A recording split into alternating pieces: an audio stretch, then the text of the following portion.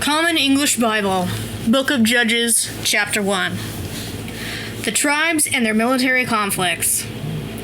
After Joshua's death, the Israelites asked the Lord, "Who should go up first to fight for us against the Canaanites?" The Lord said, "The tribe of Judah will go up. I've handed over the land to them." So the tribe of Judah said to the tribe of Simeon, their brothers, "Come up with us into our territory and let's fight against the Canaanites. Then we'll go with you into your territory too." So Simeon went with them. When Judah went up, the Lord handed them the Canaanites and the Perizzites. They defeated 10,000 men at Bezek. There they found Adonai-Bezek at Bezek, fought against him, and defeated the Canaanites and Perizzites. Adonai-Bezek fled, but they chased after him, captured him, and cut off his thumbs and big toes. He said, 70 kings with severed thumbs and big toes used to pick up scraps under my table, so God has paid me back exactly for what I did." They brought him to Jerusalem, where he died. The people of Judah fought against Jerusalem and captured it. They killed its people with their swords and set the city on fire. Afterward, the people of Judah went down to fight against the Canaanites who lived in the highlands, the southern plain, and the western foothills. Judah moved against the Canaanites who lived in Hebron, known before as Kiriath Arba, and they defeated Sheshai, Ahiman, and Talmai. From there they moved against those who lived in Debir, known before as Kiriath Sefer. Caleb said, "I'll give my daughter Achsah as a wife to the one who defeats and captures Kiriath Sefer." Othniel, son of Kenaz, Caleb's younger brother, captured it, so Caleb gave him his daughter Achsah as a wife. When she arrived, she convinced Othniel to ask her father for a certain piece of land. As she got down from her donkey, Caleb said to her, "What do you want?" Achsah said to Caleb, "Give me a gift. Since you've given me land in the southern plain, give me springs of water." So Caleb gave her the upper and lower springs. The descendants of Moses' father-in-law, the Kenite, went up with the people of Judah from Palm City into the Judean desert, which was in the southern plain near Arad. They went and lived with the Amalekites. Then the Judahites went with the Simeonites, their brothers, and they defeated the Canaanites who lived in Zaphath, and they completely destroyed it, so the city was called Hormah. Judah also captured Gaza, Ashkelon, Ekron, and all their territories. Thus the Lord was with the tribe of Judah, and they took possession of the highlands. However, they didn't drive out those who lived in the plain because they had iron chariots. They gave Hebron to Caleb, just as Moses had commanded, and they drove out from there the 3 sons of Anak. But the people of Benjamin didn't drive out the Jebusites who lived in Jerusalem, so the Jebusites still live with the people of Benjamin in Jerusalem today. In the same way, Joseph's household went up against Bethel, and the Lord was with them. When they sent men to spy on Bethel, previously named Luz, the spies saw a man coming out of the city, and they said to him, "Show us the way into the city, and we'll be loyal to you in return." So he showed them the way into the city. They killed the city's people with their swords, but they gave that man and all his relatives go. But they let that man and all his relatives go. The man went to the land of the Hittites and built a city. He named it Luz, which is still its name today. The tribe of Manasseh didn't drive out the people of Beth Shean, Tanakh, Dor, Ibleam, Megiddo, or any of their villages. The Canaanites were determined to live in that land. When Israel became stronger, they forced the Canaanites to work for them, but they didn't completely drive them out. The tribe of Ephraim didn't drive out the Canaanites living in Gezer, so the Canaanites kept on living there with them. The tribe of Zebulun didn't drive out the people living in Kitron or Nahalal. These Canaanites lived with them, but were forced to work for them. The tribe of Asher didn't drive out the people living in Akko, Sidon, Alab, Achzib, Helbah, Afik, or Rehob. The people of Asher settled among the Canaanites in the land because they couldn't drive them out. The tribe of Naphtali didn't drive out the people living in Beth Shemesh or Beth Anath, but settled among the Canaanites in the land. The people living in Beth Shemesh and Beth Anath were forced to work for them. The Amorites pushed the people of Dan back into the highlands because they wouldn't allow them to come down to the plain. The Amorites were determined to live in Harhirs, Aijalon, and Shalbim, but Joseph's household became strong and the Amorites were forced to work for them. The border of the Amorites ran from the Akrabim Pass from Salah and upward. Chapter 2. The Lord's Messenger Condemns. The Lord's messenger came up from Gilgal to Bochim and said, I brought you up from Egypt and led you into the land that I had promised to your ancestors. I said, I will never break my covenant with you, and you are not to make a covenant with those who live in this land. You should break down their altars, but you didn't obey me. What have you done? So now I tell you, I won't drive them out before you, but they'll be a problem for you, and their gods will be a trap for you. When the Lord's messenger spoke these words to all the Israelites, they raised their voices and cried out loud. So they named that place Bochim, and they offered a sacrifice to the Lord there. Death of Joshua and his generation. When Joshua dismissed the people, the Israelites each went to settle on their own family property in order to take possession of the land. The people served the Lord throughout the rest of Joshua's life and throughout the next generation of elders who outlived him, those who had seen all the great things that the Lord had done for Israel. Joshua, Nun's son and the Lord's servant, died when he was 110 years old. They buried him within the boundaries of his family property in Timoth-Heres, in the highlands of Ephraim, north of Mount Gaash. When the whole generation had passed away, another generation came after them who didn't know the Lord or the things he had done for Israel. Israel's pattern of sin and punishment. Then the Israelites did things that the Lord saw as evil. They served the Baals, and they went away from the Lord, their ancestors' God, who had brought them out of the land of Egypt. They went after other gods from among the surrounding peoples. They worshipped them, and they angered the Lord. They went away from the Lord and served Baal and the Astartes. The Lord became angry with Israel, and he handed them over to raiders who plundered them. He let them be defeated by their enemies around them, so that they were no longer able to stand up to them.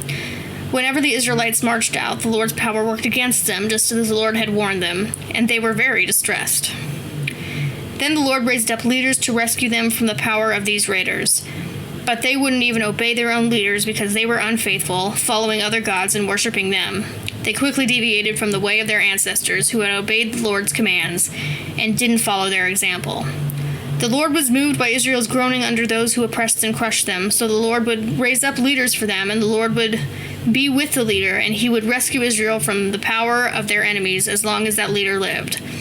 But then when the leader died, they would once again act in ways that weren't as good as their ancestors, going after other gods to serve them and to worship them. They wouldn't stop their bad practices or hard-headed ways. So the Lord became angry with Israel and said, because this nation has violated my covenant that I required of their ancestors and hasn't obeyed me, I in turn will no longer drive out before them any of the nations that Joshua left when he died. As a test for Israel to see whether they would carefully walk in the Lord's ways just as their ancestors had done, the Lord left these nations instead of driving them out immediately or handing them over to Joshua. Chapter 3. Nations remaining in the land. These are the nations that the Lord left to test all those Israelites who had no first-hand knowledge of the wars of Canaan. They survived only to teach war to the generations of Israelites who had no first-hand knowledge of their earlier wars. The 5 rulers of the Philistines, and all the Canaanites, Sidonians, and Hivites who lived in the highlands of Lebanon from Mount Baal Hermon to Lebo Hamath. They were to be the test for Israel to find out whether they would obey the Lord's commands, which he had made to their ancestors through Moses. So the Israelites lived among the Canaanites, Hittites, Amorites, Perizzites, Hivites, and Jebusites. But the Israelites intermarried with them and served their gods. Othniel, the model judge. The Israelites did things that the Lord saw as evil, and they forgot the Lord their God. They served the Baals and the Asherahs. The Lord became angry with Israel and gave them over to King Cushan-Rishathaim of Aram-Naharaim. The Israelites served Cushan-Rishathaim 8 years, but then they cried out to the Lord, so the Lord raised up a deliverer for the Israelites, Othniel, Kenaz's son, Caleb's younger brother, who rescued them. The Lord's spirit was in Othniel, and he led Israel. When he marched out for war, the Lord handed over Aram's king Cushan-Rishathaim Othniel overpowered Cush-Rishathaim, and the land was peaceful for 40 years until Othniel, Kenaz's son, died. Ehud. The Israelites again did things that the Lord saw as evil, and the Lord put Moab's king Eglon in power over them, because they did things that the Lord saw as evil. He convinced the Ammonites and Amalekites to join him, defeated Israel, and took possession of Palm City. So the Israelites served Moab's king Eglon for 18 years. Then the Israelites cried out to the Lord, so the Lord raised up a deliverer for them, Ehud, Gera's son, a Benjaminite, who was left-handed. The Israelites sent him to take their tribute payment to Moab's king Eglon. Now Ehud had made for himself a double-edged sword that was about 1.5 feet long, and he strapped it on his right thigh under his clothes. Then he presented the tribute payment to Moab's king Eglon, who was a very fat man. When he had finished delivering the payment, Ehud sent on their way the people who had carried it. But he himself turned back at the carved stones near Gilgal and said, "I have a secret message for you, king." So Eglon said, "Hush," and all his attendants went out of his presence. Ehud approached him while he was sitting alone in his cool second-story room, and he said, "I have a message from God for you." At that, Eglon got up from his throne. Ehud reached with his left hand and grabbed the sword from his right thigh. He stabbed it into Eglon's stomach, and even the handle went in after the blade. Since he did not pull the sword out of his stomach, the fat closed over the blade, and its guts spilled out. Ehud slipped out to the porch and closed and locked the doors of the second-story room behind him. After Ehud had slipped out, the king's servants came and found the room's doors were locked, so they thought that he must be relieving himself in the cool chamber. They waited so long that they were embarrassed, but he never opened the doors of the room. Then they used the key to open them, and there was their master lying dead on the ground. Ehud had gotten away while they were waiting and had passed the carved stones and escaped to Sarah. When he arrived, he blew the ram's horn in the Ephraim highlands. So the Israelites went down from the highlands with Ehud leading them. He told them, "Follow me, for the Lord has handed over your enemies, the Moabites." So they followed him, and they took control of the crossing points of the Jordan in the direction of Moab, allowing no one to cross. This time they defeated the Moabites, about 10,000 big and strong men, and no one escaped. Moab was brought down by the power of Israel on that day, and there was peace in the land for 80 years. Shamgar. After Ehud, Shamgar, Anath's son, struck down 600 Philistines with an animal prod. He too rescued Israel. Judges 4. Deborah, Barak, and Jael. After Ehud had died, the Israelites again did evil things that the Lord saw as evil. So the Lord gave them over to King Jabin of Canaan, who reigned in Hazor. The commander of his army was Sisera, and he was stationed in Harosheth-Hagoyim. The Israelites cried out to the Lord because Sisera had 900 iron chariots and had oppressed the Israelites cruelly for 20 years. Now Deborah, a prophet, the wife of Lapidoth, was a leader of Israel at that time.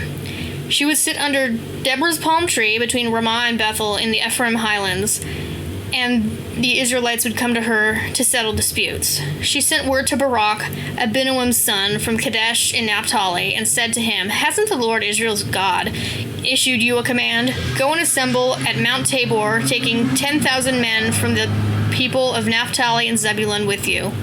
I'll lure Sisera, the commander of Jabin's army, to assemble with his chariots and troops against you at the Kishon River, and then I'll help you overpower him." Barak replied to her, "If you'll go with me, I'll go, but if not, I won't go." Deborah answered, "I'll definitely go with you. However, the path you're taking won't bring honor to you, because the Lord will hand over Sisera to a woman." Then Deborah got up and went with Barak to Kadesh. He summoned Zebulun and Naphtali to Kadesh, and 10,000 men marched out behind him. Deborah marched out with him too. Now Heber the Kenite had moved away from the other Kenites, the descendants of Hobab, Moses' father-in-law, and had settled as far away as Elon Bazananim, which is near Kadesh.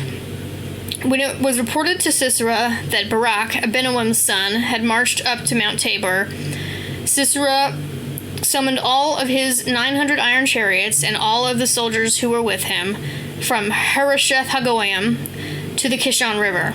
Then Deborah said to Barak, "Get up, this is the day that the Lord has handed Sisera over to you. Hasn't the Lord gone out before you?" So Barak went down from Mount Tabor with 10,000 men behind him.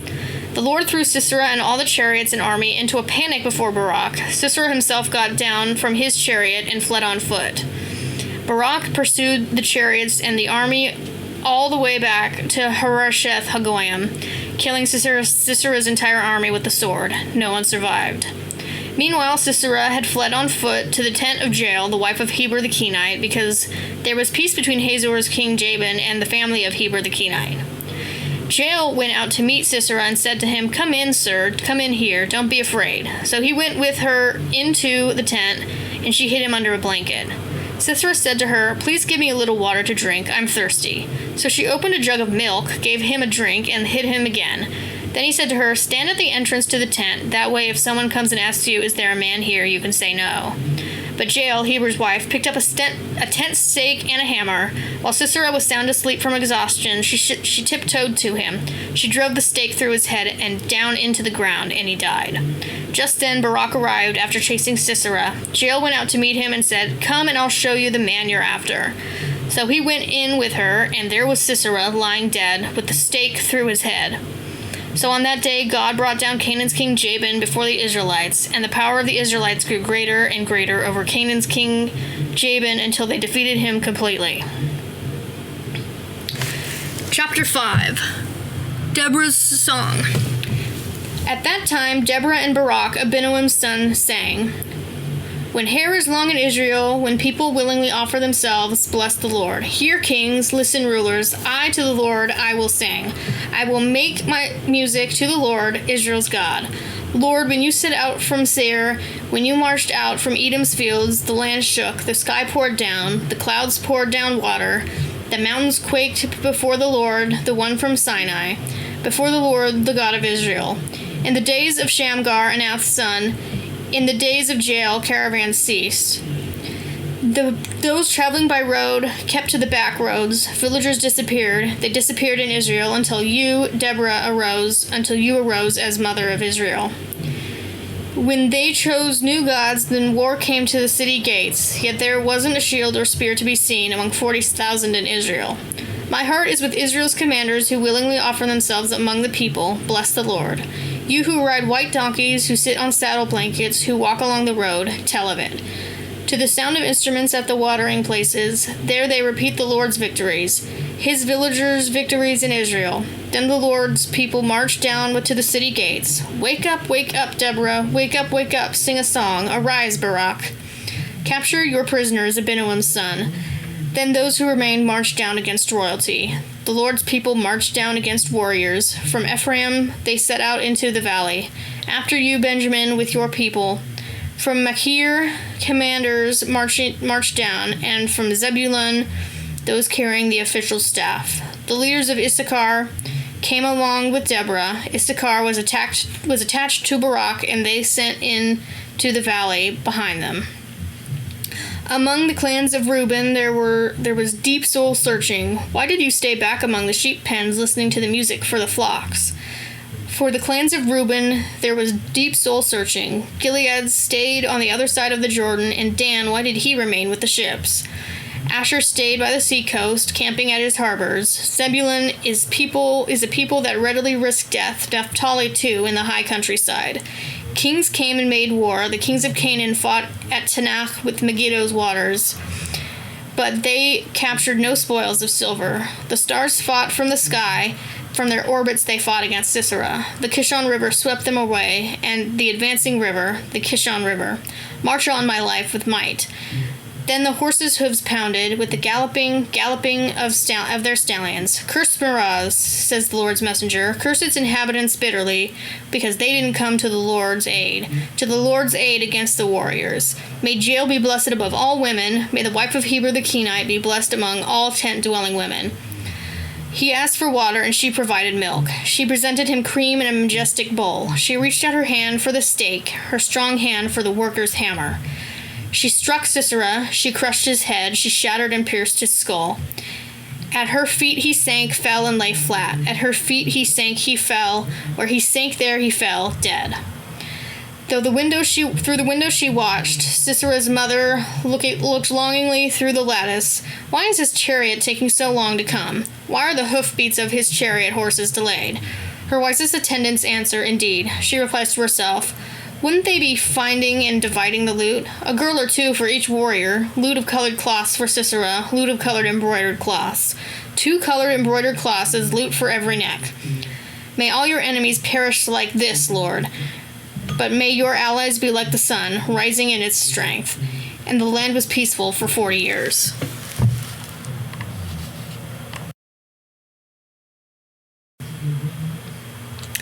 Judges 6. Oppression by the Midianites. The Israelites did things that the Lord saw as evil, and the Lord handed them over to the Midianites for 7 years. The power of the Midianites prevailed over Israel, and because of the Midianites, the Israelites used crevices and caves in mountains as hidden strongholds. Whenever the Israelites planted seeds, the Midianites, Amalekites, and other Easterners would invade. They would set up camp against the Israelites and destroy the land's crops as far as Gaza, leaving nothing to keep Israel alive, not even sheep, oxen, or donkeys. They would invade with their herds and tents, coming in like swarms of locusts, so that no one could count them or their camels.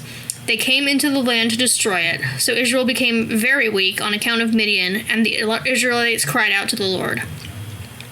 This time, when the Israelites cried out to the Lord because of Midian, the Lord sent them a prophet, who said to them, "The Lord, Israel's God, proclaims, I myself brought you up from Egypt, and I led you out of the house of slavery. I delivered you from the power of the Egyptians and from the power of all your oppressors. I drove them out before you and gave you their land. I told you, I am the Lord your God. You must not worship the gods of the Amorites in whose land you are living, but you have not obeyed me." Gideon's commissioning. Then the Lord's messenger came and sat under the oak at Ophrah that belonged to Joash the Abiezrite. His son Gideon was threshing wheat in a winepress to hide it from the Midianites. The Lord's messenger appeared to him and said, "The Lord is with you, mighty warrior." But Gideon replied to him, "With all due respect, my lord, if the Lord is with us, why has all this happened to us? Where are all his amazing works that our ancestors recounted to us, saying, 'Didn't the Lord bring us out from Egypt?' But now the Lord has abandoned us and allowed Midian to overpower us." Then the Lord turned to him and said, "You have strength, so go and rescue Israel from the power of Midian. Am I not personally sending you?" But again Gideon said to him, "With all due respect, my lord, how can I rescue Israel? My clan is the weakest in Manasseh, and I'm the youngest in my household." The Lord replied, "Because I'm with you, you'll defeat the Midianites as if they were just one person." Then Gideon said to him, "If I've gained your approval, please show me a sign that it's really you speaking with me. Don't leave me here until I return. Bring out my offering and set it in front of you." The Lord replied, "I'll stay until you return." So Gideon went and prepared a young goat and used an ephah and flour for unleavened bread. He put the meat in a basket and the broth in a pot and brought them out to him under the oak and presented them. Then God's messenger said to him, "Take the meat and the unleavened bread and set them on this rock, then pour out the broth." And he did so. The Lord's messenger reached out the tip of the staff that was in his hand and touched the meat and the unleavened bread. Fire came up from the rock and devoured the meat and the unleavened bread, and the Lord's messenger vanished before his eyes. Then God realized that it had been the Lord's messenger. Gideon exclaimed, "Oh no, Lord God, I have seen the Lord's messenger face to face." But the Lord said to him, "Peace, don't be afraid, you won't die." So Gideon built an altar there to the Lord and called it "The Lord Makes Peace." It still stands today in Ophrah of the Abiezrites. That night the Lord said to him, "Take your father's bull and a second bull 7 years old. Break down your father's altar to Baal and cut down the Asherah that is inside it. Build an altar to the Lord your God in the proper way on top of this high ground. Then take the second bull and offer it as an entirely burned offering with the wood of the Asherah that you cut down." So Gideon took 10 of his servants and did just as the Lord had told him, but because he was too afraid of his household and the townspeople to do it during the day, he did it at night. When the townspeople got up early in the morning, there was the altar to Baal broken down, with the Asherah image that had been inside it cut down, and the second bull offered on the newly built altar. They asked each other, "Who did this?" They searched and investigated, and finally they concluded, "Gideon, Joash's son, did this." The townspeople said to Joash, "Bring out your son for execution because he tore down the altar to Baal and cut down the Asherah that was beside it." But Joash replied to all who were lined up against him, "Will you make Baal's complaint for him? Will you come to his rescue? Anyone who argues for him will be killed before morning. If he is a god, let him argue for himself, because it was his altar that was torn down." So on that day, Gideon became known as Jerubbaal, meaning let Baal argue with him, because he tore down his altar.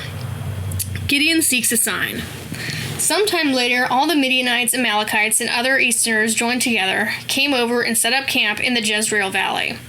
Then the Lord's Spirit came over Gideon, and he sounded the horn and summoned the Abiezrites to follow him.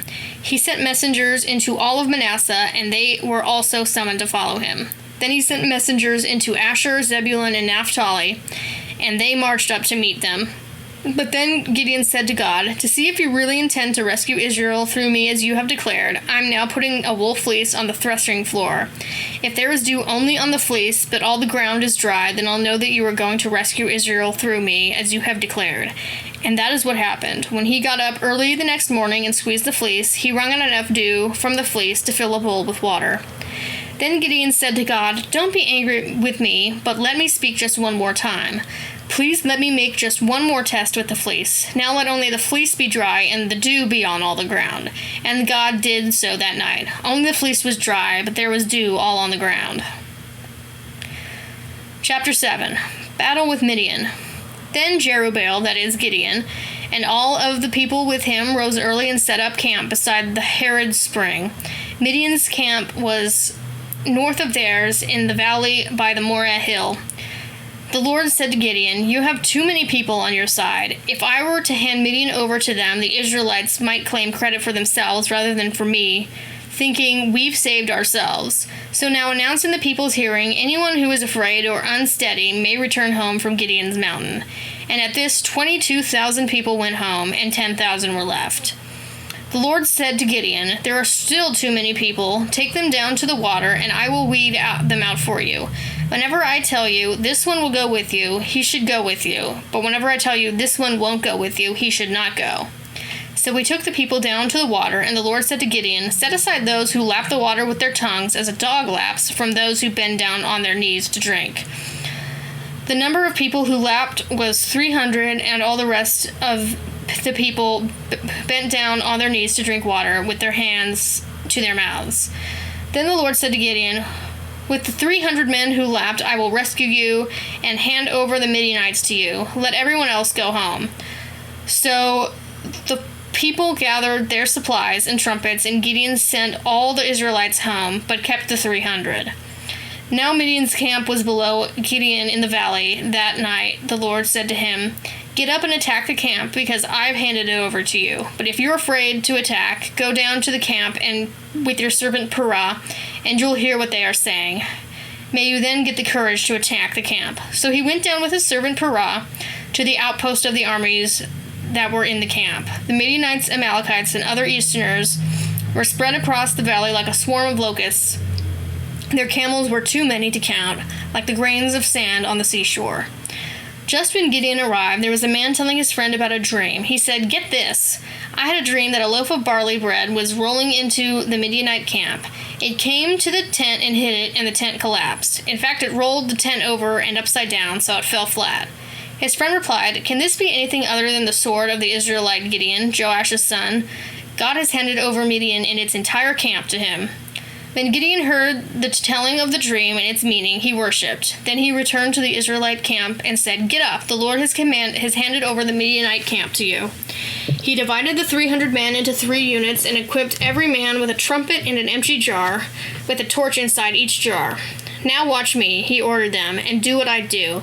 When I get to the outpost of the camp, do just what I do. When I blow the trumpet, along with all who are with me, then you blow the trumpets, all of you surrounding the whole camp, and then shout, 'For the Lord and for Gideon.'" Gideon and 100 of his men moved to the outpost of the camp at the middle watch of the night, when they had just changed the guards. Then they blew the trumpets and smashed the jars that were in their hands, so that 3 units blew their trumpets and broke their jars, holding the torches with their left hands and blowing the trumpets in their right hands, and they called out, "A sword for the Lord and for Gideon." Each man stood fast in his position around the camp, and the entire camp took off running, shouting, and fleeing. When the 300 trumpets sounded, the Lord turned the swords of fellow soldiers against each other throughout the whole camp. The camp fled as far as Beth Shittah towards Zerah, to the border of Abel Mahola, beside Tabbath. The Israelites from Naphtali, Asher, and all of Manasseh were called out, and they chased after the Midianites. Then Gideon sent messengers into all of Ephraim highlands, saying, "Go down to meet the Midianites and take control of the Jordan's waters as far as Beth Barah."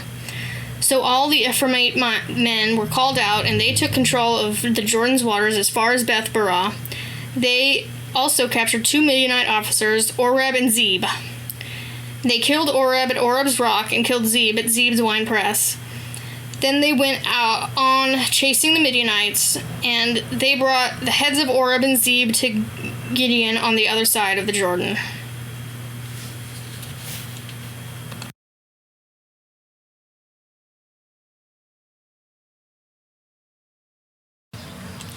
Judges 8, Gideon's act of vengeance. Then the Ephraimites said to him, "Why did you offend us this way by not calling us when you went to fight the Midianites?" And they argued with him fiercely. But he said to them, "What have I done now compared to you? Aren't Ephraim's leftovers better than Abiezer's main harvest? God handed you the Midianite officers, Oreb and Zeb. What have I been able to do compared to you?" When he said this, their anger against him passed. Then Gideon came to the Jordan, and he and the 300 men with him crossed over. They were exhausted, but still giving chase. So he said to the people of Succoth, "Please give some loaves of bread to those who are on foot, because they're exhausted, but I'm chasing Zebah and Zalmunna, the kings of Midian." But the officials of Succoth replied, "Haven't you already almost gotten your hands on Zebah and Zalmunna? Why should we give food to your army now?" "Just for that," Gideon said, "when the Lord has handed over Zebah and Zalmunna to me, I'm going to beat your skin with desert thorns and briars." From there he went up to Penuel and made the same request, and the people of Penuel responded in the same way as the people of Succoth. So he also told the people of Penuel, "When I return in victory, I'll break down this tower." Now Zebah and Zalmunna were in Karkor with their camp and 15,000 men, all the ones who were left from the Easterners' entire camp. 120,000 armed men had fallen. Gideon marched up the caravan road east of Nobah and Jogbehah and attacked the camp while it was off guard. Zebah and Zalmunna fled, and he chased after them. He captured the 2 Midianite kings, Zebah and Zalmunna, and threw the entire army into panic. Then Gideon, Joash's son, returned from the battle by the Heres Pass. He captured a young man from the people of Succoth and interrogated him. He listed for Gideon the 77 officials and elders of Succoth. So Gideon went to the people of Succoth and said, "Here are Zebah and Zalmunna. You made fun of me because of them, saying, 'Haven't you already almost gotten your hands on Zebah and Zalmunna? Why should we give food to your exhausted men now?' Then he seized the city's elders, and he beat the people of Succoth with the desert thorns and briars. He also broke down Penuel's tower and killed the city's people. Then he asked Zebah and Zalmunna, 'What kind of men were those whom you killed at Tabor?' They said, 'They were just like you. Each one looked like a king's son.' 'They were my brothers,' Gideon said, 'my own mother's sons. As surely as the Lord lives, I promise that if you had let them live, I wouldn't kill you.' So he ordered his oldest son, Jether, 'Stand up and kill them.' But the young man didn't draw his sword because he was afraid, since he was still young. So Zebah and Zalmunna said, 'You stand up and strike us yourself, because as they say, a man is measured by his strength.' So Gideon stood up and killed Zebah and Zalmunna, and took the crescents that were on their camels' necks." Gideon's request. Then the Israelites said to Gideon, "Rule over us, you and then your son and then your grandson, because you've rescued us from Midian's power." Gideon replied to them, "I'm not the one who will rule over you, and my son won't rule over you either. The Lord rules over you." But Gideon said to them, "May I make one request of you? Everyone give me the earrings from their loot." The Midianites had worn gold earrings because they were Ishmaelites. "We'll gladly give them," they replied, and they spread out a piece of cloth, and everyone pitched in the earrings from their loot. The weight of the gold earrings that he requested was 1,700 shekels of gold, not counting the crescents, the pendants, and the purple robes worn by the Midianite kings, or the collars that were on the camels' necks. Gideon fashioned a priestly vest out of it and put it in his hometown of Ophrah. All Israel became unfaithful there because of it, and it became a trap for Gideon and his household. So Midian was brought down before the Israelites and no longer raised its head. The land was peaceful for 40 years during Gideon's time. Gideon's death. Jerubbaal, Joash's son, went home to live with his own household. Gideon had 70 sons of his own because he had many wives. His secondary wife, who was from Shechem, also bore him a son, and he named him Abimelech. Gideon, Joash's son, died at a good old age and was buried in the tomb of his father Joash in Ophrah of the Abiezrites. Right after Gideon died, the Israelites once again acted unfaithfully by worshiping the Baals, setting up Baal-berith as their god. The people of Israel didn't remember the Lord their God, who had delivered them from the power of all their enemies on every side, nor did they act loyally toward the household of Jerubbaal, that is Gideon, in return for all the good he had done on Israel's behalf. Judges 9. Abimelech becomes a king. Abimelech, Jerubbaal's son, said to his mother's brothers in Shechem, he spoke to them and to the entire clan of the household to which his mother belonged. Ask all the leaders of Shechem, which do you think is better to have ruling over you, 70 men, or all of Jerubbaal's sons, or one man? And remember that I, your flesh and blood. So his mother's brothers spoke all these words on his behalf to all the leaders of Shechem, and they decided to follow Abimelech because they said, he's our relative. They gave him 70 pieces of silver from the temple of Baal-berith, with which Abimelech hired worthless and reckless men who became his posse. He went to his household in Ophrah and killed all 70 of his brothers, Jerubbaal's sons, on a single stone. Only Jotham, the youngest of Jerubbaal's sons, survived, because he had hidden himself. Then all the leaders of Shechem and all Beth Millo assembled and proceeded to make Abimelech king by the oak at the stone pillar in Shechem. Jotham's fable. When Jotham was told about this, he went and stood on the top of Mount Gerizim. He raised his voice and called out, "Listen to me, you leaders of Shechem, so that God may listen to you." Once the trees went out to anoint a king over themselves, so they said to the olive tree, "Be our king." But the olive tree replied to them, "Should I stop producing my oil, which is how gods and humans are honored, so that I can go to sway over the trees?" So the trees said to the fig tree, "You come and be king over us." The fig tree replied to them, "Should I stop producing my sweetness and my delicious fruit so that I can go to sway over the trees?" Then the trees said to the vine, "You come over and be king over us." But the vine replied to them, "Should I stop providing my wine that makes gods and humans happy so that I can go to sway over the trees?" Finally, all the trees said to the thorn bush, "You come and be king over us." And the thorn bush replied to the trees, "If you're acting faithfully and anointing me king over you, come and take shelter in my shade. But if not, let fire come down out of the thorn bush and burn up the cedars of Lebanon." So now if you acted faithfully and innocently when you made Abimelech king, and if you've done right by Jerubbaal and his household, and have treated him as his actions deserve, my father fought for you and risked his life to rescue you from Midian's power. But today you've risen up against my father's household, killed his 70 sons on a single stone, and made Abimelech, his female servant's son, king over the leaders of Shechem because he's your relative. So if you've acted faithfully and innocently towards Jerubbaal and his household today, then be happy with Abimelech and let him be happy with you. But if not, let fire come out from Abimelech and burn up the leaders of Shechem and Beth Millo. And let fire come out from the leaders of Shechem and Beth Millo and burn up Abimelech. Then Jotham ran away. He fled to Beer and stayed there for fear of his brother Abimelech. Abimelech's monarchy fails. Abimelech ruled over Israel for 3 years. Then God stirred up ill between Abimelech and the leaders of Shechem, and they acted like traitors toward Abimelech. This occurred because of the violence done to Jerubbaal's 70 sons. Their blood came back on their brother Abimelech, who killed them, and on the leaders of Shechem, who supported him when he killed his brothers. As an act against him, the leaders of Shechem set ambushes on the hilltops that robbed everyone who passed by them on the road. This was reported to Abimelech. Then Gaal, Ebed's son, and his relatives came passing through Shechem, and the leaders of Shechem shifted their allegiance to him.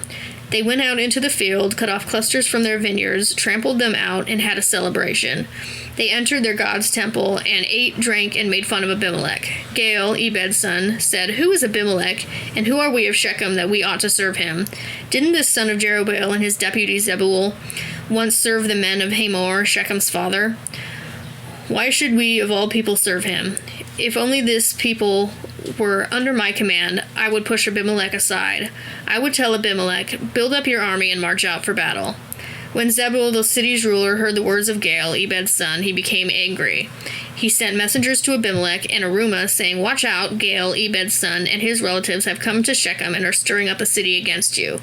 Now you and the men who are with you, get up tonight and set an ambush in the fields. Then in the morning at sunrise, rise early and rush on the city. Just as he and the men with him are marching out to face you, you can do to him whatever you wish." So Abimelech and all the men who were with him got up that night and set an ambush around Shechem in 4 companies. When Gaal, Ebed's son, came out and stood in the entrance of the city's gate, Abimelech and the men which sprang up from the ambush. Gaal saw the men and said to Zebul, "Look, people are coming down from the hilltops." Zebul replied to him, "The shadows on the hills just look like persons to you."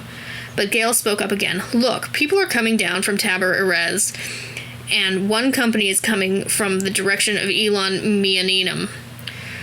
Then Zebul replied to him, "Where's all your talk now, you who said, 'Who is Abimelech that we ought to serve him?' Aren't these the men you despised? So march out and fight them." So Gaal marched out at the head of the leaders of Shechem and fought with Abimelech. Abimelech routed him, and he ran away. Many fell wounded all the way up to the entrance of the gate. Afterward, Abimelech stayed in Arumah, and Zebul drove away Gaal and his relatives so they couldn't stay in Shechem. The next day, the men of Shechem went out into the fields. When it was reported to Abimelech, he took his men, divided them into 3 companies, and set an ambush in the fields. As soon as he saw the men coming from the city, he sprang upon them and attacked them. Abimelech and his company charged forward and took a position at the entrance of the city's gate, while the other 2 companies charged at all those in the fields and attacked them. Abimelech fought against the city that entire day. He captured the city and killed its people. Then he leveled the city and scattered salt over it. When all the leaders in the Tower of Shechem heard about this, they entered the side rooms in the El-Berith temple. It was reported to Abimelech that all the leaders from the Tower of Shechem had gathered in one place. So Abimelech and all the men who were with him went up on Mount Zalmon. He grabbed an axe, cut off a bundle of branches, and hoisted them onto his shoulder. Then he ordered the men who were with him, "Hurry up and do what you've seen me do." Each one of the men cut off a bundle as well and followed Abimelech. They piled them up against the side rooms and set fire to the side rooms above them, so that all the people in the Tower of Shechem died too, about 1,000 men and women. Then Abimelech moved on to Thebez, set up camp against it, and captured it. But there was a strong tower inside the city. All the men and women and all the city's leaders had fled there, shut themselves inside, and climbed to the tower's roof. Abimelech came to the tower to storm it, but when he approached the tower's entrance to set it on fire, a woman dropped an upper millstone on Abimelech's head and cracked his skull. He quickly cried out to the servant who carried his armor, "Draw your sword and kill me. Don't let it be said of me, 'A woman killed him.'" So his servant stabbed him, and he died. When the Israelites saw that Abimelech was dead, they all went home. Thus God paid back Abimelech for the evil he had done to his father by killing his 70 brothers. God also paid back the people of Shechem for their evil. The curse of Jotham, Jerubbaal's son, had come upon them.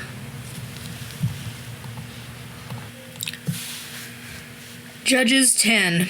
Tola and Jair. After Abimelech, Tola, son of Puah and grandson of Dodo, a man of Issachar, arose to rescue Israel. He lived in Shamir in the Ephraim highlands. For 23 years he led Israel, then he died and was buried in Shamir. After Tola, Jair from Gilead arose, and he led Israel for 22 years. He had 30 sons who were mounted on 30 donkeys and controlled 30 towns in the land of Gilead. These are still known as Havoth Jair today. When Jair died, he was buried in Kaman. Israel's unfaithfulness and oppression by the Ammonites. Then the Israelites did what the Lord saw as evil.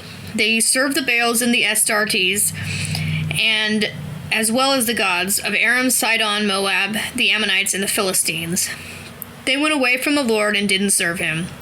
The Lord became angry with Israel and handed them over to the Philistines and the Ammonites. Starting that year and for the next 18 years, they beat and bullied the Israelites, especially all the Israelites who lived on the east side of the Jordan in the territory of the Ammonites in Gilead. The Ammonites also crossed the Jordan to make raids into Judah, Benjamin, and the households of Ephraim. So Israel was greatly distressed. Then the Israelites cried out to the Lord, "We've sinned against you, for we went away from our God and served the Baals." The Lord replied to the Israelites, "When the Egyptians, Amorites, Ammonites, Philistines, Sidonians, Amalekites, and Maonites oppressed you, and you cried out to me, didn't I rescue you from their power? But you have gone away from me and served other gods, so I won't rescue you anymore. Go cry out to the gods you've chosen. Let them rescue you in the time of your distress." The Israelites responded to the Lord, "We've sinned. Do to us whatever you see is right, but please save us this time." They put away the foreign gods from among them and served the Lord, and the Lord could no longer stand to see Israel suffer. The Ammonites called out their army and made camp in Gilead, while the Israelites gathered up and set their camp at Mizpah. Gilead's rulers said to each other, "Whoever is willing to launch the attack against the Ammonites will become the leader of all those living in Gilead." Chapter 11. Rise of Jephthah. Now Jephthah the Gileadite was a mighty warrior. Gilead was his father, but he was a prostitute's son. Gilead's wife gave birth to other sons for him, and when his wife's sons grew up, they drove Jephthah away. They told him, "You won't get an inheritance in our father's household because you are a different woman's son." So Jephthah ran away from his brothers and lived in the land of Tob. Worthless men gathered around Jephthah and became his posse. Sometime afterward, the Ammonites made war against Israel, and when the Ammonites attacked Israel, Gilead's elders went to bring Jephthah back from the land of Tob. They said to him, "Come be our commander so that we can fight against the Ammonites." But Jephthah replied to Gilead's elders, "Aren't you the ones who hated me and drove me away from my father's household? Why are you coming to me now when you're in trouble?" Gilead's elders answered Jephthah, "That may be, but now we're turning back to you, so you come with us and fight the Ammonites. Then you'll become the leader over us and everyone who lives in Gilead." And Jephthah said to Gilead's elders, "If you bring me back to fight the Ammonites and the Lord gives them over to me, I alone will be your leader." Gilead's elders replied to him, "The Lord is our witness. We will surely do what you've said." So Jephthah went with Gilead's elders, and the people made him leader and commander over them. At Mizpah before the Lord, Jephthah repeated everything he had said. Then Jephthah sent messengers to the Ammonite king, saying, "What is the problem between us that you've come against me to make war in my land?" The Ammonite king responded to Jephthah's messengers, "When the Israelites were coming up from Egypt, they seized my land from the Arnon to the Jabbok, and all the way to the Jordan. Now give it back peacefully." Then Jephthah again sent messengers to the Ammonite king and said to him, "Jephthah states, Israel didn't seize the land of the Moabites or the land of the Ammonites. When they were coming up from Egypt, the Israelites went through the desert to the Reed Sea and came to Kadesh. Then the Israelites sent messengers to the king of Edom, saying, 'Please allow us to pass through your land.' But the Edomite king refused. They sent the same request to the king of Moab, but he was unwilling, so the Israelites stayed at Kadesh. Later they journeyed into the desert, but went around the lands of Edom and Moab, arriving on the east side of the land of Moab and setting up camp on the other side of the Arnon. They never entered Moabite territory because the Arnon was the boundary of Moab. Then the Israelites sent messengers to Sihon, king of the Amorites and king of Heshbon, and said to him, "Please allow us to pass through your land to our own place." Yet Sihon didn't trust the Israelites to pass through his territory. He assembled his entire army and set up camp at Jahaz and went to war with the Israelites. The Lord, Israel's God, handed over Sihon and his entire army to the Israelites, and they defeated Sihon.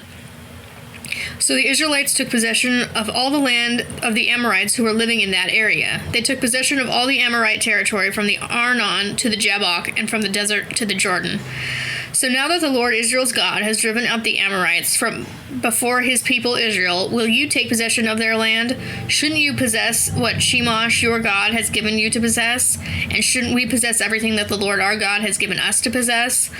Do you now have a better case than Moab's king Balak, Zippor's son? Did he make an accusation against the Israelites or go to war with them?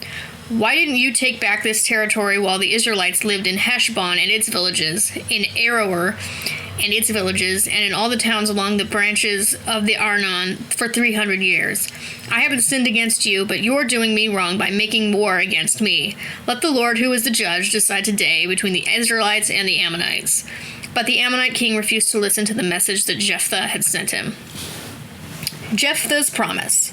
Then the Lord's Spirit came on Jephthah. He passed through Gilead and Manasseh, then through Mizpah in Gilead, and from there he crossed over to the Ammonites. Jephthah made a solemn promise to the Lord, "If you will decisively hand over the Ammonites to me, then whatever comes out the doors of my house to meet me when I return victorious from the Ammonites will be given over to the Lord. I will sacrifice it as an entirely burned offering." Jephthah crossed over to fight the Ammonites, and the Lord handed them over to him. It was an exceptionally great defeat. He defeated 20 towns from Aroer to the area of Manith, and on as far as Abel Keramim. So the Ammonites were brought down before the Israelites. But when Jephthah came to his house in Mizpah, it was his daughter who came out to meet him with tambourines and dancing. She was an only child. He had no other son or daughter except her. When he saw her, he tore his clothes and said, "Oh no, my daughter, you have brought me to my knees. You are my agony, for I opened my mouth to the Lord, and I can't take it back." But she replied to him, "My father, you've opened your mouth to the Lord, so you should do to me just what you've promised. After all, the Lord has carried out just punishment for you on your enemies, the Ammonites." Then she said to her father, "Let this one thing be done for me. Hold off for 2 months and let me and my friends wander the hills in sadness, crying over the fact that I never had children." "Go," he responded, and he sent her away for 2 months. She and her friends walked in the hills and cried because she would never have children. When 2 months had passed, she returned to her father, and he did to her what he had promised. She had not known a man intimately, but she gave rise to a tradition in Israel where for 4 days every year Israelite daughters would go away to recount the story of the Gileadite Jephthah's daughter. Judges 12. Jephthah defeats the Ephraimites. The Ephraimites were called up for battle and crossed over to Zaphon. They said to Jephthah, "Why did you cross over to fight the Ammonites and not call us to go with you? We're going to burn down your house over you." Jephthah replied to them, "My people and I were in great conflict with the Ammonites, but when I cried out to you, you didn't rescue me from their power. When I saw that you weren't going to rescue me, I risked my own life and crossed over against the Ammonites, and the Lord handed them over to me. So why have you marched against me today to fight me?"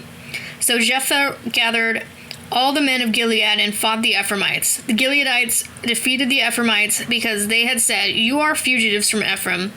Gilead stands with Ephraim and Manasseh." The Gileadites took control of Jordan's crossing points into Ephraim. Whenever one of the Ephraimite fugitives said, "Let me cross," the Gileadites would ask him, "Are you an Ephraimite?" If he said no, they would tell him, "Then say Shibboleth."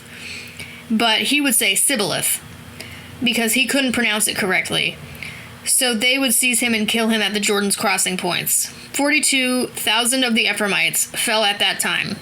Jephthah led Israel for 6 years. Then Jephthah the Gileadite died and was buried in one of the towns in Gilead. Ibzan, Elon, and Abdon. After Jephthah, Ibzan from Bethlehem led Israel. He had 30 sons and 30 daughters. He married his 30 daughters to those outside his clan and brought in 30 young women from outside for his sons. He led Israel for 7 years. Then Ibzan died and was buried in Bethlehem. After Ibzan, Elon from Zebulun led Israel. He did so for 10 years. Then Elon the Zebulunite died and was buried in Aijalon in the land of Zebulun. After Elon, Abdon, Hillel's son from Pirathon, led Israel. He had 40 sons and 30 grandsons mounted on 70 donkeys. He led Israel for 8 years. Then Abdon, Hillel's son from Pirathon, died and was buried in Pirathon in the land of Ephraim in the Amalekite highlands. Chapter 13. Samson's birth. The Israelites again did things that the Lord saw as evil, and he handed them over to the Philistines for 40 years. Now there was a certain man from Zorah, from the Danite clan, whose name was Manoah. His wife was unable to become pregnant and had not given birth to any children. The Lord's messenger appeared to the woman and said to her, "Even though you've been unable to become pregnant and haven't given birth, you are now pregnant and will give birth to a son. Now be careful not to drink wine or brandy or to eat anything that is ritually unclean, because you are pregnant and will give birth to a son. Don't allow a razor to shave his head, because the boy is going to be a Nazirite for God from birth. He'll be the one who begins Israel's rescue from the power of the Philistines." Then the woman went and told her husband, "A man of God came to me, and he looked like God's messenger. Very scary. I didn't ask him where he was from, and he didn't tell me his name. He said to me, 'You are pregnant and will give birth to a son, so don't drink wine or brandy or eat anything that is ritually unclean, because the boy is going to be a Nazirite for God from birth until the day he dies.' Manoah asked the Lord, 'Please, my Lord,' he said, 'let the man of God whom you sent come back to us once more, so he can teach us how we should treat the boy who is to be born.' God listened to Manoah, and God's messenger came once more to the woman. She was sitting in the field, but her husband Manoah wasn't with her. So the woman hurriedly ran and informed her husband. She said to him, 'The man who came to me the other day has just appeared to me.' Manoah got up and followed his wife. He came to the man and said to him, 'Are you the man who spoke to this woman?' 'I am,' he replied. Manoah said, 'Now when your words come true, what should be the rules for the boy, and how he should act?' The Lord's messenger answered Manoah, 'The woman should be careful to do everything that I told her. She must not consume anything that comes from the grapevine, drink wine or brandy, or eat anything that is ritually unclean. She must be careful to do everything I have commanded her.' Manoah said to the Lord's messenger, 'Please let us persuade you to stay so we can prepare a young goat for you.' But the Lord's messenger replied to Manoah, 'If you persuaded me to stay, I wouldn't eat your food. If you prepare an entirely burned offering, offer it to the Lord.' Indeed, Manoah didn't know that he was God, the Lord's messenger. Manoah said to the Lord's messenger, 'What's your name so that we may honor you when your words come true?' The Lord's messenger responded to him, 'Why do you ask my name? You couldn't understand it.' So Manoah took a young goat and a grain offering and offered them on a rock to the Lord. While Manoah and his wife were looking, an amazing thing happened. As the flame from the altar went up towards the sky, the Lord's messenger went up in the altar's flame.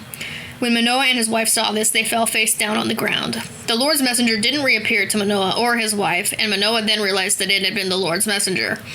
Manoah said to his wife, 'We are certainly going to die because we've seen God.' But his wife replied to him, 'If the Lord wanted to kill us, he wouldn't have accepted the entirely burned offering and grain offering from our hands. He wouldn't have shown us all these things or told us all of this now.' The woman gave birth to a son and named him Samson.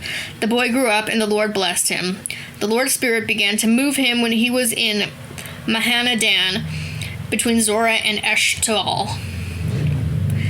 Chapter 14. Samson's marriage to a Philistine woman. Samson traveled down to Timnah. While he was in Timnah, a Philistine woman caught his eye. He went back home and told his father and mother, "A Philistine woman in Timnah caught my eye, and now get her for me as a wife." But his father and mother replied to him, "Is there no woman among your own relatives or among all our people that you have to go and get a wife from the uncircumcised Philistines?" Yet Samson said to his father, "Get her for me because she's the one I want." His father and mother didn't know that the Lord was behind this. He was looking for an opening with the Philistines because they were ruling over Israel at the time. Then Samson traveled down to Timnah with his father and mother. When he came to the vineyards in Timnah, suddenly a lone young lion came roaring to meet him. The Lord's Spirit rushed over him, and he tore the lion apart with his bare hands as one might tear apart a young goat. He didn't tell his father or mother what he had done. Then he traveled down and talked with the woman. She was the one Samson wanted. After a while, he came back again to marry her. He turned aside to look at the lion's remains, and there was a swarm of bees with honey inside the lion's skeleton. He scooped the honey into his hands, eating it as he continued along. When he got to his father and mother, he gave some of them to them, and they ate it too. But he didn't tell them that he had scooped the honey from the lion's skeleton. His father traveled down to the woman, and Samson put on a feast there, as was custom for young men. When the townspeople saw him, they selected 30 companions to be with him. Then Samson said to them, "Let me tell you a riddle. If you can figure it out and tell me the answer within the 7 days of the feast, I'll give you 30 linen robes and 30 sets of clothes.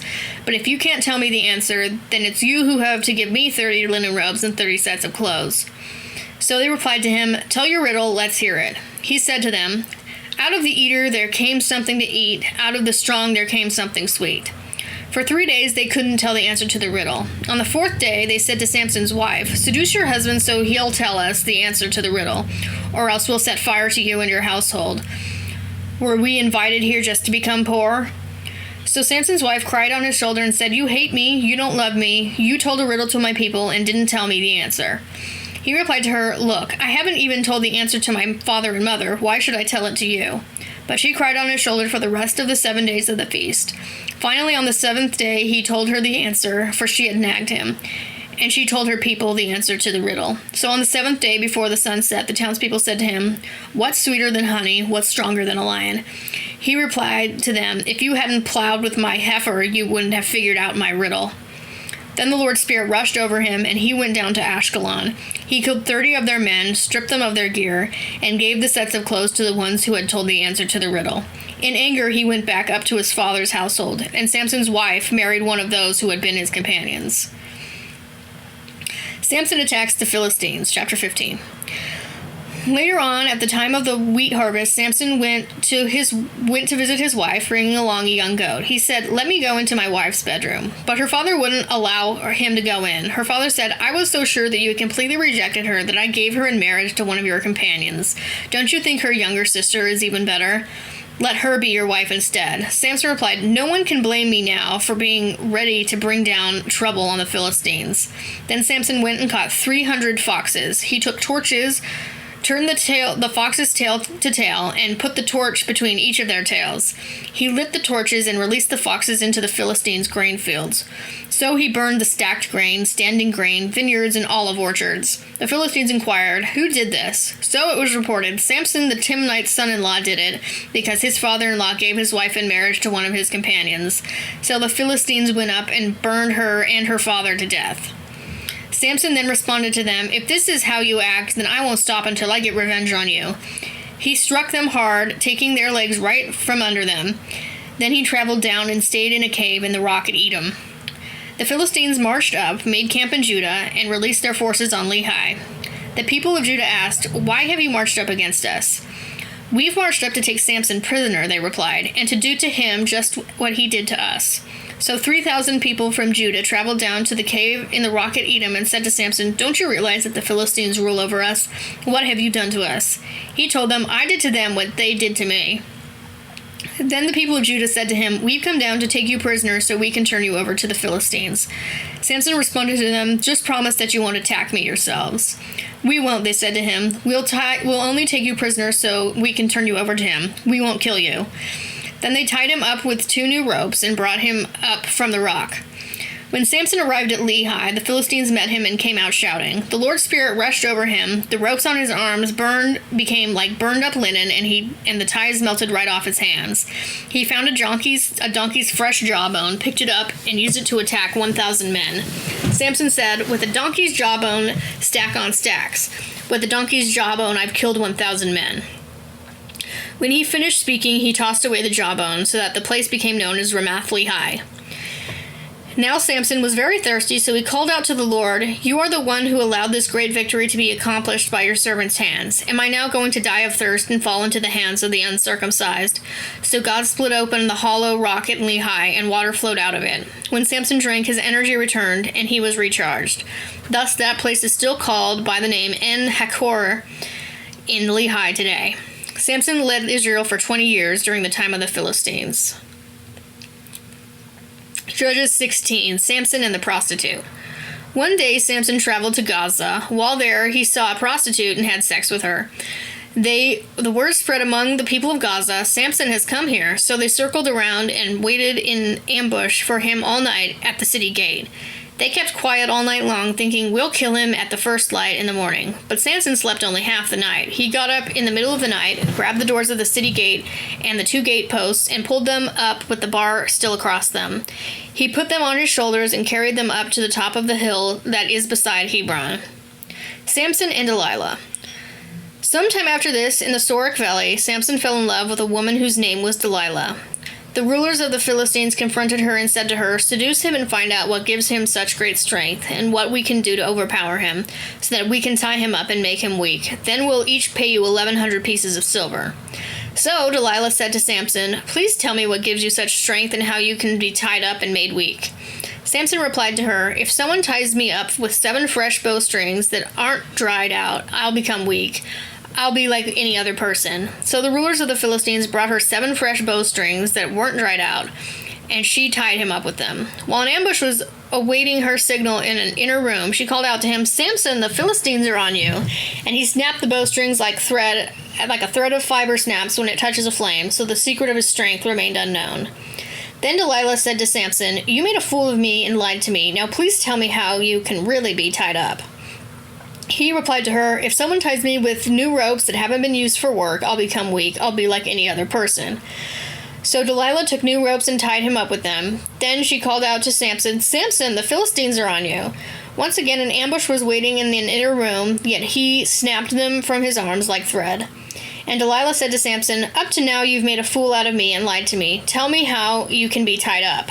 He responded to her, "If you weave the 7 braids of my hair into the fabric on a loom and pull it tight with a pin, then I'll become weak, and I'll be like any other person." So she got him to fall asleep, wove the 7 braids of his hair into the fabric on the loom, and pulled it tight with a pin. Then she called out to him, "Samson, the Philistines are on you." He woke from his sleep and pulled loose the pin, the loom, and the fabric. Delilah said to him, "How can you say I love you when you won't trust me? 3 times now you've made a fool out of me and not told me what gives you such great strength." She nagged him with her words day after day and begged him until he became worn out to the point of death. So he told her his whole secret. He said to her, "No razor has ever touched my head because I've been a Nazirite for God from the time I was born. If my head is shaved, my strength will leave me and I'll become weak. I'll be like any other person." When Delilah realized that he had told her his whole secret, she sent word to the rulers of the Philistines, "Come one more time, for he has told me his whole secret." The rulers of the Philistines came up to her and brought her the silver with them. She got him to fall asleep with his head on her lap. Then she called a man and had him shave off the 7 braids of Samson's hair. He began to weaken and his strength left him. She called out, "Samson, the Philistines are on you." He woke up from his sleep and thought, "I'll escape just like the other times and shake myself free." But he didn't realize that the Lord had left him. So the Philistines captured him, put out his eyes, and took him down to Gaza. They bound him with bronze chains, and he worked the grinding mill in the prison. But the hair on his head began to grow again, right after it had been shaved. Samson's death. The rulers of the Philistines gathered together to make a great sacrifice to their god Dagon and to hold a celebration. They cheered, "Our God has handed us Samson, our enemy." When the people saw him, they praised their God, for they said, "Our God has handed us our enemy, the very one who devastated our land and killed so many of our people." At the height of the celebration, they said, "Call for Samson so he can perform for us." So they called Samson from the prison, and he performed in front of them. Then they had him stand between the pillars. Samson said to the young man who led him by the hand, "Put me where I can feel the pillars that hold up the temple, so I can lean on them." Now the temple was filled with men and women. All the rulers of the Philistines were there, and about 3,000 more men and women were on the roof watching as Samson performed. Then Samson called out to the Lord, "Lord God, please remember me. Make me strong just this once more, God, so I can have revenge on the Philistines. Just one act of revenge for my 2 eyes."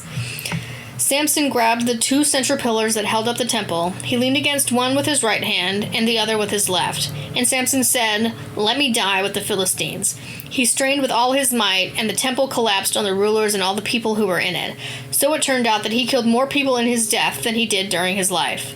His brothers and his father's entire household traveled down, carried him back up, and buried him between Zorah and Eshtaol in the tomb of his father Manoah. He had led Israel for 20 years. Judges 17. Micah's sanctuary and the Levite priest. Once there was a man named Micah who lived in the Ephraim highlands. He said to his mother, "The 1,100 pieces of silver that were taken from you led you to declare a curse and even to repeat it when I could hear. I have that silver. I'm the one who took it, and now I'll give it back to you." His mother replied, "May the Lord bless you, my son." When he gave the 1,100 pieces of silver back to his mother, she said, "I wholeheartedly devote this silver to the Lord, to be made into a sculpted image and a molded image for my son." So he gave the silver back to his mother, and she took 200 pieces of silver and gave them to a silversmith who used it for a sculpted image and a molded image. and they were placed in Micah's house. This man Micah had his own sanctuary. He made a priestly vest and divine images and appointed one of his sons to be his personal priest. In those days there was no king in Israel. Each person did what they thought to be right. Now there was a young man from Bethlehem in Judah, from the area of the Judahite clan. He was a Levite residing there as an immigrant. The man left the town of Bethlehem in Judah to settle as an immigrant wherever he could find a place. He came to Micah's house in the Ephraim highlands while he was making his way. "Where are you from?" Micah asked him. He replied, "I'm a Levite from Bethlehem in Judah, and I am looking to settle as an immigrant anywhere I can find a place." So Micah said to him, "Stay with me and be a father and a priest to me, and I'll give you 10 pieces of silver a year, a set of clothes, and your basic needs." The Levite agreed to stay with him, and the young man became like one of his own sons. Micah appointed the Levite so that the young man became his personal priest and lived in Micah's sanctuary. And Micah said to himself, "Now I know the Lord will give me good things because a Levite has become my priest." Chapter 18. Dan's search for land. In those days there was no king of Israel, and in those days the tribe of Dan was searching for a territory of their own to live in, since no permanent territory had been assigned to them among the tribes of Israel up to that point. The Danites sent 5 men from their whole clan, strong men from Zorah and Eshtaol, to spy on the land and explore it. They told them, "Go explore the land." So they went into the Ephraim highlands as far as Micah's house, and they spent the night there. When they were in the area of Micah's house, they recognized the accent of the young Levite. They turned in there and said to him, "Who brought you here? What are you doing in these parts? What is there for you here?" "Micah has done a lot for me," he replied to them. "He hired me to be his personal priest." They said to him, "Ask for an answer from God so we can know whether we'll be successful on this trip we've taken." The priest replied to them, "Go in peace. The Lord is watching over you on this trip you've taken." So the 5 men journeyed on until they reached Laish. There they saw that its people were living without worry in the same way as the Sidonians, undisturbed and secure. Nobody held back anything in the land, so no one had to hoard. Yet they lived far away from the Sidonians and had no dealings with anyone else. When the men came back to their relatives at Zorah and Eshtaol, they asked them, "What did you find?" "Come on," they replied. "Let's march up against them. Indeed, we've seen the land, and it's very good. Right now you're doing nothing. Don't hold back from going and taking possession of the land.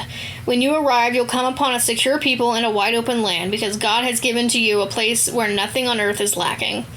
At this, 600 men from the Danite clan at Zorah and Eshtaol set out armed for battle. They marched up and made camp at Kiriath Jearim in Judah. This is why the place west of Kiriath Jearim is still known as Dan's camp today.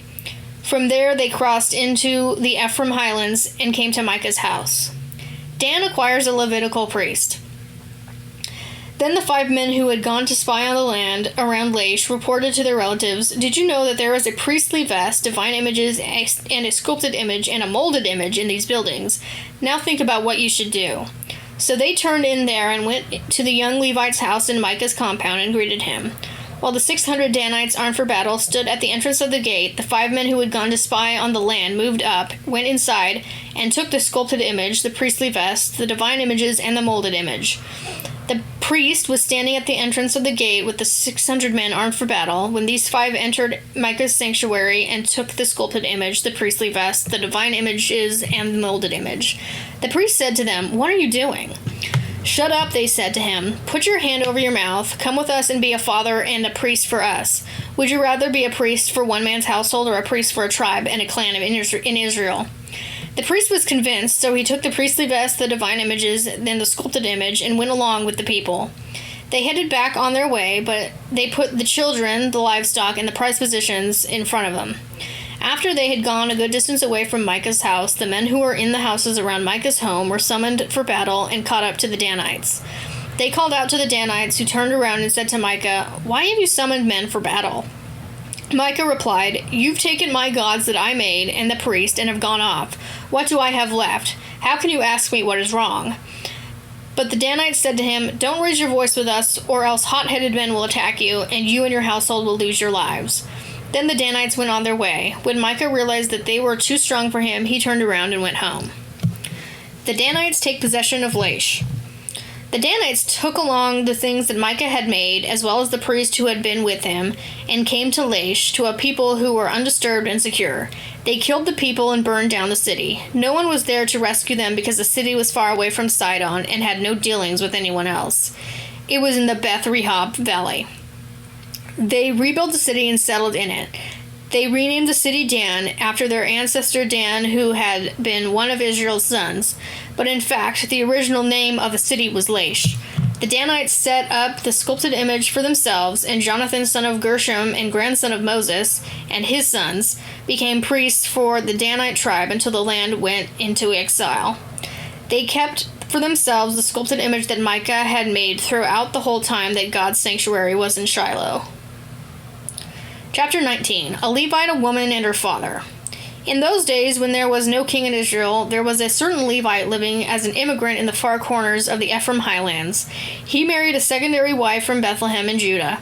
In an act of unfaithfulness toward him, his secondary wife left him and went back to her father's household at Bethlehem in Judah. She stayed there 4 full months. Then her husband set out after her to convince her to come back. He had a servant and a couple of donkeys with him. She took him into her father's house, and when the young woman's father saw him, he was happy to welcome him. Since his father-in-law, the young woman's father, insisted, he stayed with him 3 days, eating and drinking and spending the night there. On the 4th day, they got up early in the morning, and he got ready to set out. But the young woman's father said to his son-in-law, "Eat a little food to give you strength, and then you can go." So the two of them sat down and ate and drank together. The young woman's father said to the man, "Why not spend the night and enjoy yourself?" When the man got ready to set out, his father-in-law persuaded him, and he spent the night there again. On the 5th day, he got up early in the morning to set out, and the young woman's father said, "Have some food for strength." So the two of them ate, sitting around until late in the day. When the man got ready to set out with his secondary wife and servant, his father-in-law, the young woman's father, said, "Look, the day has turned to evening, so spend the night. Seriously, the day is over. Spend the night here and enjoy yourself. Then you can get up early tomorrow for your journey, and you can head home." But the man was unwilling to spend another night. He got up, set out, and went as far as the area of Jebus, that is Jerusalem. He had a couple of saddled donkeys and a secondary wife with him. When they were near Jebus, the day was totally gone. The servant said to his master, "Come on, let's turn into this Jebusite city and spend the night in it." But his master replied to him, "We won't turn into a city of foreigners who aren't Israelites. We'll travel on to Gibeah." "Come on," he said to his servant, "let's reach Gibeah or Ramah and spend the night in one of those places." So they traveled on, and the sun set when they were near Gibeah in Benjamin. They turned in to enter there so they could spend the night in Gibeah, and he went and sat down in the city square, but no one offered to take them home to spend the night. Rape and murder in Gibeah. Then in the evening, an old man was coming home from his daily work in the fields. This man was from the Ephraim highlands and was an immigrant to Gibeah, the people of that place being Benjaminites. He looked up and saw the traveler in the city square. "Where are you heading, and where have you come from?" the old man asked. "We're traveling from Bethlehem in Judah to the far corners of the Ephraim highlands," he replied to the old man. "That's where I'm from. I went to Bethlehem in Judah, and I'm heading to my home, but no one has offered to take me in tonight. We've got our own straw and feed for our donkeys, plus food and wine to provide for me, the woman, and my servant with us. We don't need anything." The old man answered, "You're welcome to stay with me, but let me take care of all your needs. Just don't spend the night in the square." And he took him into his house. He mixed feed for the donkeys, and then washed their feet, ate and drank. While they were relaxing, suddenly the men of the city, a perverse bunch, surrounded the house and started pounding on the door. They said to the old man, the owner of the house, "Send out the man who came to your house so we can have sex with him." The owner of the house went outside and said to them, "No, my friends, please don't commit such an evil act. Given that this man has come to my home as a guest, don't do this disgraceful thing. Here's my daughter, the young woman, and his secondary wife. Let me send them out, and you can abuse them and do whatever you want to them. But don't do such a disgraceful thing to this man." But the men refused to listen to him.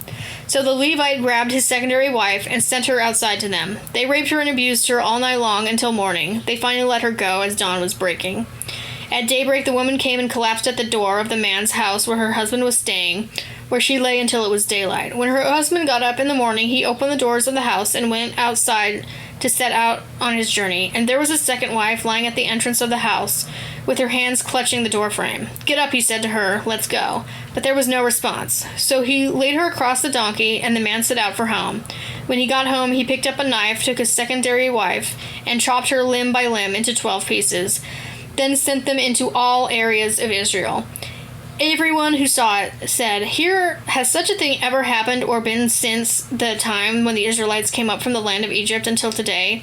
Think about it, decide what to do, and speak out." Chapter 20. Civil war between the Benjaminites and the Israelites. Then all the Israelites from Dan and to Beersheba, as well as from the area of Gilead, marched out, and the group assembled as one body in the Lord's presence at Mizpah. The commanders of the people of all the tribes of Israel took their place in the assembly of God's people, 400,000 foot soldiers armed with swords, and the Benjaminites got word that the Israelites had marched up to Mizpah. The Israelites inquired, "Tell us how this evil act happened." So the Levite, the husband of the murdered woman, answered, "My secondary wife and I came to Gibeah of Benjamin to spend the night, and the leading citizens of Gibeah tried to attack me. They surrounded me in the house at night and were determined to kill me. They abused my secondary wife until she died. I took her, chopped her up, and sent her pieces into every part of Israel's territory because they had committed a disgraceful act in Israel. All you Israelites, say what you think should be done here and now." At this, all the people stood as one to say, "Not a single one of us is going home or returning to our house. This is what we're going to do to Gibeah. We'll march up against it as the lot determines. From all the tribes of Israel, we'll get 10 men for every 100, 100 for every 1,000, and 1,000 for every 10,000 to take supplies for the troops who are going to pay back Gibeah of Benjamin for this disgraceful act they've done in Israel." So all the Israelites joined together and were united as one against the city. The Israelite tribes sent men throughout the whole tribe of Benjamin with this message: "What about this evil act that happened among you? Now hand over those perverse men in Gibeah so that we can execute them and remove the evil from Israel." But the Benjaminites refused to comply with the demand of their own relatives, the Israelites. Instead, the Benjaminites from all the cities came together at Gibeah to march out for battle against the Israelites. On that day, the Benjaminites called up from their cities 26,000 men armed with swords, not counting those living in Gibeah. Out of this entire army, 700 specially chosen men were left-handed, and every one of them could sling a stone at a hair and not miss. Not counting Benjamin, the Israelites called up 400,000 men armed with swords, and every one of them was a trained warrior. Then the Israelites marched up to Bethel to ask for direction from God. They inquired, "Who should go up first to fight against the Benjaminites for us?" And the Lord said, "Let the tribe of Judah be first." So the next morning the Israelites got up and camped near Gibeah. They marched out to fight against the Benjaminites, lining up in battle formation against them at Gibeah. But the Benjaminites marched out from Gibeah and cut down 22,000 Israelite men that day. So the Israelites went back up and wept before the Lord until evening. They asked the Lord, "Should we move in again to fight our relatives, the Benjaminites?" And the Lord replied, "March out against them." The Israelite troops regrouped and lined up in battle formation again in the same place they had lined up the first day. The Israelites moved in against the Benjaminites the second day, but the Benjaminites marched out of Gibeah to meet them on that second day and cut down another 18,000 Israelite men, all of whom were armed with swords. Then all the Israelites' troops went back up to Bethel and wept, just sitting there in the Lord's presence. They fasted that whole day until evening. Then they offered entirely burnt offerings and well-being sacrifices to the Lord. Now in those days the chest containing God's covenant was there, and Phinehas, Eleazar's son, and Aaron's grandson, was in charge of ministering before it. The Israelites asked the Lord, "Should we march out once again to fight our relatives the Benjaminites, or should we give up?" And the Lord replied, "March up, for I'll hand them to you tomorrow." So the Israelites set ambushes around Gibeah. 3 days later, the Israelites marched out against the Benjaminites. They lined up for battle against Gibeah as before. When the Benjaminites came out to meet them, they were drawn away from the city. They began to strike down some of the troops, just like the last time, about 30 Israelites among the main roads, one of which goes up to Bethel and one to Gibeah, as well as in the open fields. The Benjaminites thought, "They're being wiped out before us like the first time." But the Israelites had planned, "We'll retreat and draw them away from the city toward the main roads." The Israelites moved from their position and reformed their battle lines at Baal Tamar. Then the Israelites who had been set in ambush charged out from their positions west of Gibeah. 10,000 specially chosen men from all the Israelites came against Gibeah. The fighting was fierce, and the Benjaminites didn't realize that disaster was almost on them. The Lord wiped out the Benjaminites before Israel. The Israelites slaughtered 25,100 Benjaminite men that day, all of them armed with swords. Then the Benjaminites saw that they had been defeated. The Israelites had given ground to the Benjaminites because they relied on the ambush that they had set around Gibeah. Indeed, those in the ambush had dashed swiftly into Gibeah and killed all the people in the city with their swords. The plan between the main force of the Israelites and those in the ambush was that when they sent a big cloud of smoke into the city, the Israelites would turn around and battle. The Benjaminites had begun to defeat some of the Israelites and had killed about 30 men, thinking they were definitely going to be wiped out before us, as in the first battle. But then the column of smoke began to rise from the city. When the Benjaminites looked back, there was the entire city going up in smoke to the sky. The main force of the Israelites turned around, and the Benjamins lost heart because they recognized the disaster that had fallen on them. They turned back before the Israelites in the direction of the desert, but the fighting caught up with them, and those from the towns were slaughtering them there. They encircled the Benjaminites, chased them from Nohah, and trampled them to the east of Gibeah. 18,000 Benjaminites fell, all of whom were strong warriors. When they turned back and fled toward the desert to the rock of Rimmon, the Israelites picked off another 5,000 men on the main roads. And when they caught up with them at Gidom, they struck down 2,000 more. All in all, the total number of Benjaminites who fell that day was 25,000 men, all of whom were armed with swords and were strong warriors. 600 men turned back and fled toward the desert to the rock at Rimmon.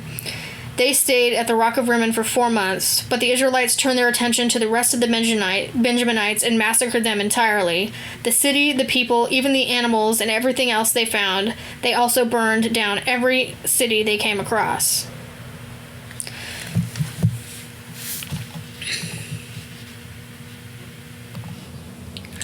Judges 21. Wives for the Benjaminites. The Israelites had made a pledge at Mizpah, declaring, "None of us will allow his daughter to marry a Benjaminite." But the people came to Bethel and sat there until evening before God, raising their voices and crying bitterly. "Lord God of Israel," they said, "why has this happened among us, that as of today one tribe will be missing from Israel?" And the next day the people got up early and built an altar there. They offered entirely burned offerings as well well-being sacrifices. Then the Israelites asked, "Were there any out of all the tribes of Israel who didn't march up to the assembly before the Lord God?" Indeed, they had made a solemn pledge that anyone who didn't march up before the Lord at Mizpah would be put to death. The Israelites had a change of heart concerning their relatives, the Benjaminites. They said, "Today one tribe has been cut off from Israel. What can we do to provide wives for the ones who are left, since we ourselves have made a pledge before the Lord not to allow our daughters to marry them?" So they asked, "Is there anyone from the tribes of Israel who didn't march up before the Lord at Mizpah?" There was. No one from Jabesh-Gilead had come to the assembly at the camp. When the people's attendance was taken, not one of those who lived in Jabesh-Gilead had been there. The community dispatched 12,000 warriors there with these orders: "Go kill all the people in Jabesh-Gilead, including women and children. Here's what you should do. Exterminate every man and every woman who has slept with a man." Among the people of Jabesh-Gilead, they found 400 young women who had not known a man intimately or slept with one, and they brought them to the camp at Shiloh in the land of Canaan. The whole community then sent word to the Benjaminites who were at the rock of Rimmon and offered them a truce. So the Benjaminites returned at that time, and they gave them the women from Jabesh-Gilead that they had allowed to live. Even so, there weren't enough for them. Since the people had a change of heart concerning the Benjaminites because the Lord had caused a rupture in the tribes of Israel, the community elders said, "What can we do to provide wives for the ones who are left, seeing that the Benjaminite women have been destroyed?" There must be a surviving line of those who remain from Benjamin," they continued, "so that a tribe won't be erased from Israel. But we can't allow our daughters to marry them, for we Israelites have made this pledge: let anyone who provides a wife for Benjamin be cursed." However, they said, the annual festival of the Lord is underway in Shiloh, which is north of Bethel, east of the main road that goes up from Bethel to Shechem and south to Lebanah. So they instructed the Benjaminites, "Go and hide like an ambush in the vineyards and watch. At the moment the women of Shiloh come out to participate in the dances, rush out from the vineyards. Each one of you capture a wife for yourself from the women of Shiloh and go back to the land of Benjamin. When their fathers or brothers come to us to object, we'll tell them, 'Do us a favor for their sake. We didn't capture enough women for every man during the battle, and this way you are not guilty because you didn't give them anything willingly.'" And that is what the Benjaminites did. They took wives from their whole group from the dancers whom they abducted. They returned to their territory, rebuilt the cities, and lived in them. Likewise, the Israelites set out from here at that time, heading home to their respective tribes and clans. They all left there for their own territories. In those days, there was no king of Israel. Each person did what they thought to be right.